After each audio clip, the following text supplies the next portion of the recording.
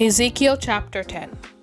When I looked, above the dome over the heads of the cherubim angels was what looked like a throne, sky blue like a sapphire.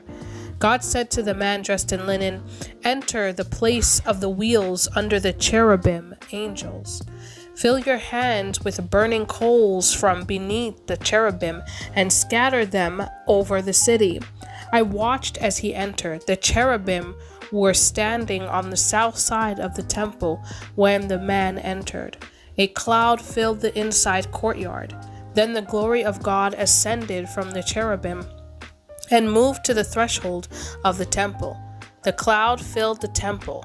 Court and temple were both filled with the blazing presence of the glory of God. And the wings of the cherubim were audible all the way to the outer court.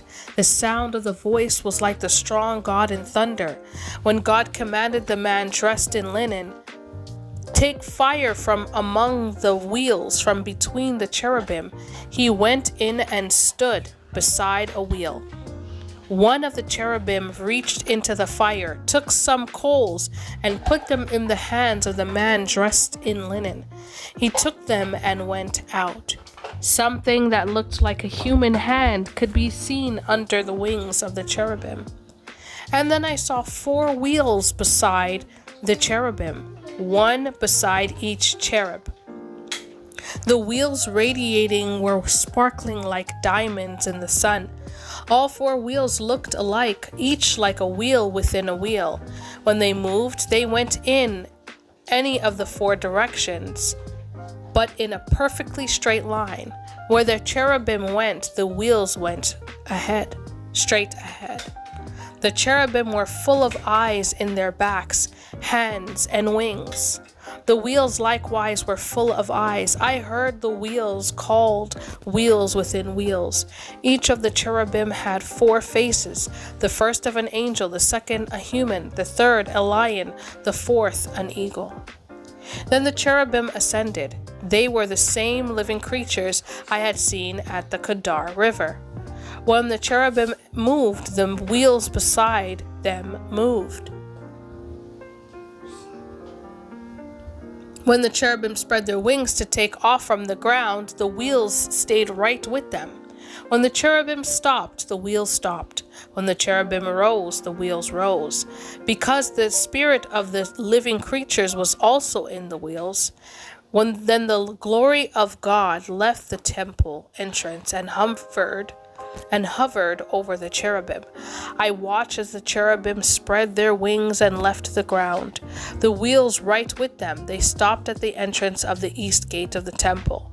The glory of the God of Israel was above them. These were the same living creatures I had seen previously beneath the God of Israel at the Kedar River. I recognized them as cherubim. Each had 4 faces and 4 wings. Under their wings were what looked like human hands. Their faces looked exactly like those I had seen at the Kedar River. Each went straight ahead. Ezekiel chapter 11. Then the Spirit picked me up and took me to the gate of the temple that faces east. There were 25 men standing at the gate. I recognized the leaders: Jezaniah, son of Azar, Pelatiah, son of Benaiah. God said, "Son of man, these are the men who draw up blueprints for sin, who think up new programs for evil in this city. They say, 'We can make anything happen here. We're the best. We're the choice pieces of meat in the soup pot.' Oppose them, Son of man, preach against them." Then the Spirit of God came upon me and told me what to say. This is what God says. "That's a fine public speech, Israel, but I know what you are thinking.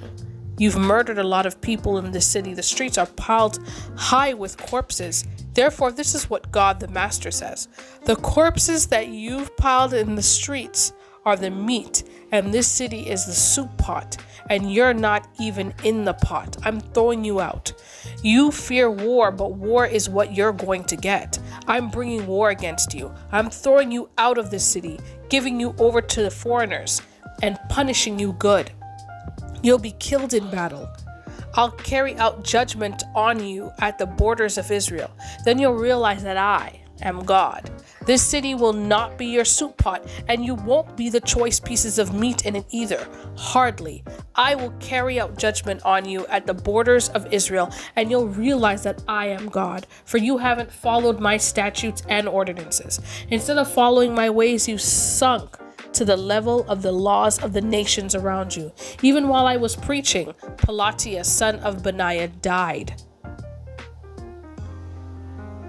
I fell down, face to the ground, and prayed loudly, "Oh, Master, God, will you completely wipe out what's left of Israel?" The answer from God came back, "Son of man, your brothers, I mean the whole people of Israel, who are in exile with you, are the people of whom the citizens of Jerusalem are saying they're in the far country, far from God. This land has been given to us to own. Well, tell them this. This is your message from God, the Master. True, I sent you to the far country and scattered you through other lands. All the same, I've provided you a temporary sanctuary in the countries where you've gone. I will gather you back from those countries and lands where you've been scattered and give you back the land of Israel. You'll come back and clean house. Throw out all the rotten images and obscene idols. I'll give you a new heart. I'll put a new spirit in you. I'll cut out your stone heart and replace it with a red-blooded, firm-muscled heart. Then you'll obey my statutes and be careful to my commands. You'll be my people. I'll be your God. But not those who are self-willed and addicted to their rotten images and obscene idols. I'll see that they're paid in full for what they've done." Decree of God, the Master. Then the cherubim spread their wings with the wheels beside them, and the glory of the God of Israel hovering over them. The glory of God ascended from within the city and rested on the mountain to the east of the city. Then still in the vision given me by the Spirit of God, the Spirit took me and carried me back to the exiles in Babylon. And then the vision left me. I told the exiles everything that God had shown me. Ezekiel chapter 12. God's message came to me, "Son of man, you're living with a bunch of rebellious people. They have eyes but don't see a thing. They have ears but don't hear a thing. They're rebels all. So, son of man, pack up your exile duffel bags. Leave in broad daylight with everyone watching and go off as if into exile. Maybe then they'll understand what's going on, rebels though they are. You'll take up your baggage while they watch, a bundle of the bare necessities of someone going into exile, and toward evening, leave. Just like a person going off into exile. As they watch, dig through the wall of the house and carry your bundle through it in full sight of the people. Put the bundle on your shoulder and walk out into the night. Cover your face so you won't have to look at what you'll never see again. I'm using you as a sign for the family of Israel. I did exactly as he commanded me. I got my stuff together and brought it out in the street where everyone could see me.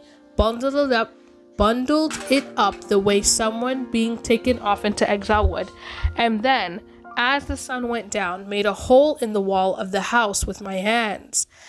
As it grew dark and as they watched, I left, throwing my bundle across my shoulders.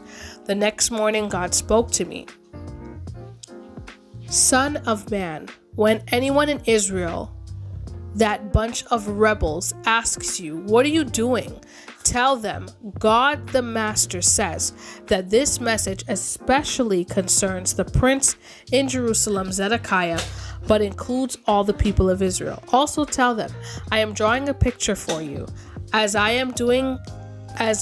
am now doing, it will be done to all the people of Israel. They will go into exile as captives.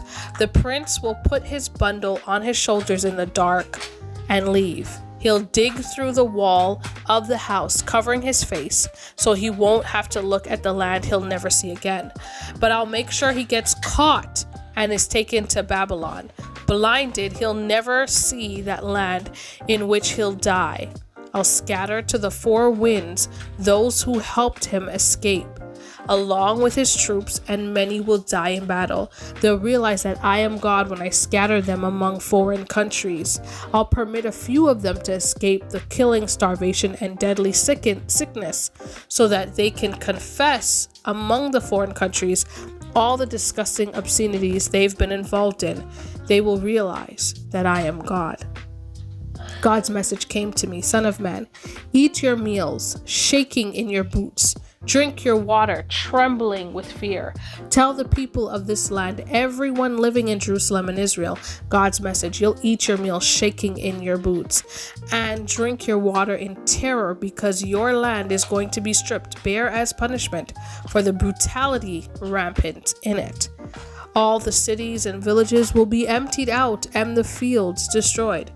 Then you'll realize that I am God. God's message came to me, Son of man.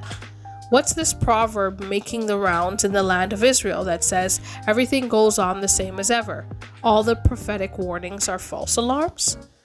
Tell them, God the Master says, this proverb's going to have a short life. Tell them, time's about up. Every warning is about to come true. False alarms and easygoing preaching are a thing of the past in the life of Israel. I, God, am doing the speaking. What I say happens. None of what I say is on hold. What I say I'll do, and soon you rebels. Decree of God, the Master. God's message came to me, Son of man. Do you hear what Israel is saying? That the alarm the prophets raises is for a long time off? That he's preaching about the far off future? Well, tell them, God the Master says, nothing of what I say is on hold. What I say happens. Decree of God the Master. Amen.